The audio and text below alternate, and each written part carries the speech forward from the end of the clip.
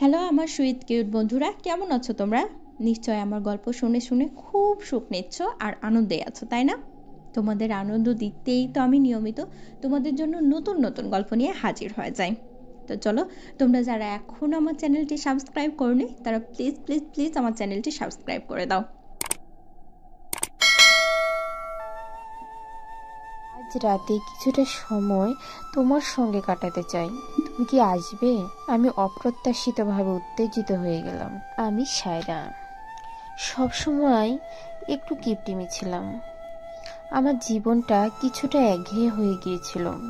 তবে সব কিছু পাল্টে গেল একদিন যখন আমি আতিকের সঙ্গে প্রথম দেখা করলাম। আতিক একজন অত্যন্ত ভদ্র, শান্ত কিন্তু কিছুটা মিস্টিক ছিল।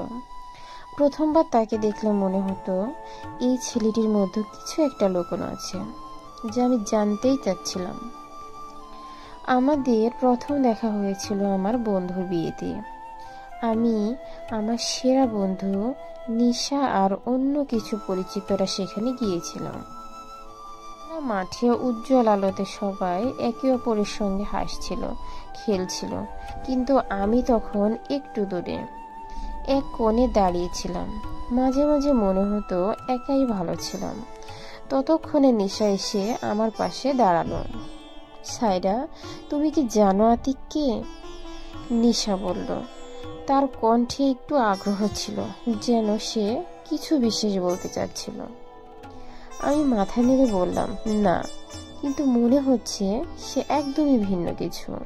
ঠিক তখনই আতিক আমাদের সামনে চলে আসলো। তার চোখে এক অদ্ভুত শান্তি ছিল, যেন সে কিছু জানে না, যা কেউ জানে না। খুব মৃদু হাসি দিয়ে সে বলল, হ্যালো, আমি আতিক। তুমি কেমন আছো সায়রা? আমার মধ্যে একটা অদ্ভুত অনুভূতি শুরু হলো। আমি চোখে চোখ রেখে বললাম, ভালো, তুমি? তারপর সেদিনের পর থেকে আতিকের সঙ্গে আমার কথা বলা শুরু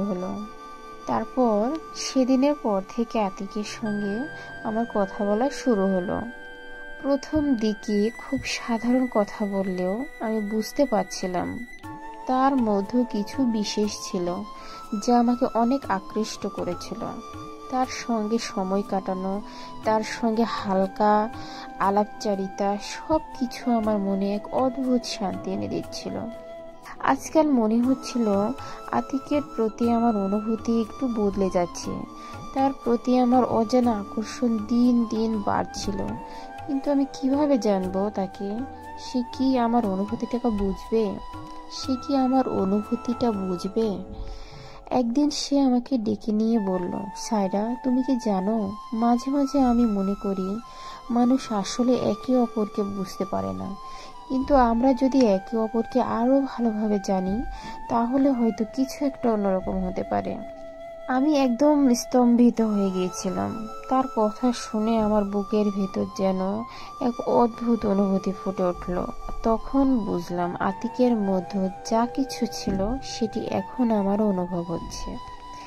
এটা কি শুধুই একটা সাধারণ বন্ধুত্ব, নাকি কিছু বড় কিছু? আতিকের কথাগুলো আমার মনের মধ্যে ঘুরপাক খাচ্ছিল। আমি জানতাম না তার সঙ্গে সম্পর্কের পরবর্তী পদক্ষেপ কি হবে। আমার ভিতরে একটা তীব্র আকর্ষণ তৈরি হচ্ছিল, যা আমি সরাসরি প্রকাশ করতে পারছিলাম না। কিছুদিন পর আতিক আমাকে আবার ফোন করে বলল, আজ রাতে কিছুটা সময় তোমার সঙ্গে কাটাতে চাই। তুমি কি আসবে? আমি অপ্রত্যাশিতভাবে উত্তেজিত হয়ে গেলাম।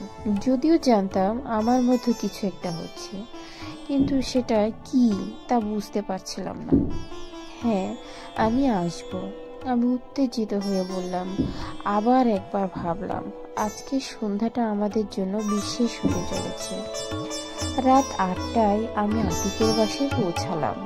তার বাসার দরজা খোলার সাথে সাথে সে হাসি মুখে আমাকে অভ্যর্থনা জানালো।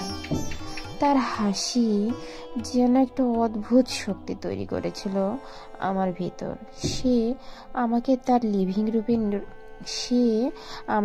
লিভিং রুমে নিয়ে গেল, যেখানে বড় একটা সোফা এবং কিছু স্ন্যাক্স রাখা ছিল। অদ্ভুতভাবে সব কিছু এমনভাবে সাজানো ছিল যেন সে ঠিক জানতো আজকের রাতটা কি হতে চলেছে। তুমি জানো সাইরা, আতিক বলল। তার চোখে এক ধরনের বিশেষ দৃষ্টি ছিল। আমি আসলেই কখনো কাউকে এতটা কাছে পাইনি। তবে তোমার সাথে সময় কাটালে মনে হয় সব কিছু খুব সহজ হয়ে যায়। আমি একটু লাজুক হয়ে তাকে তাকিয়েছিলাম। তুমি খুব সহজেই আমার মনে জায়গা করে নিয়েছো আতিক, আমি বললাম সোজা চোখে চোখ রেখে। তারপর সে একটু এগিয়ে এসে বলল, তুমি কি জানো সাইরা, আমি তোমার মধ্যে এমন কিছু দেখেছি যে অন্যদের মধ্যে কখনো দেখি না। তুমি এমন একটা মেয়ে যার সাথে জীবন কাটানো যায়। আমি তার কথা শুনে কিছুটা স্তম্ভিত হয়ে গেলাম। মনে হচ্ছিল আমি যেন এক বিশাল গভীরতায় চলে এসেছি। আতিকের প্রতি আকর্ষণ আরো তীব্র হচ্ছিল, কিন্তু আমি জানতাম এটি কোনো সাধারণ অনুভূতি হতে পারে না।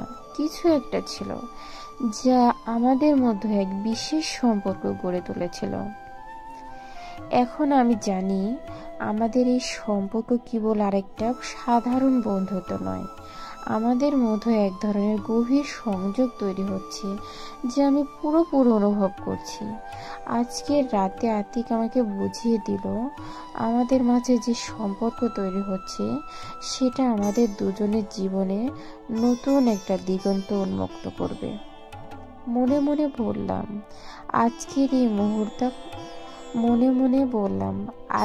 এই মুহূর্তটা আমি কখনো ভুলবো না।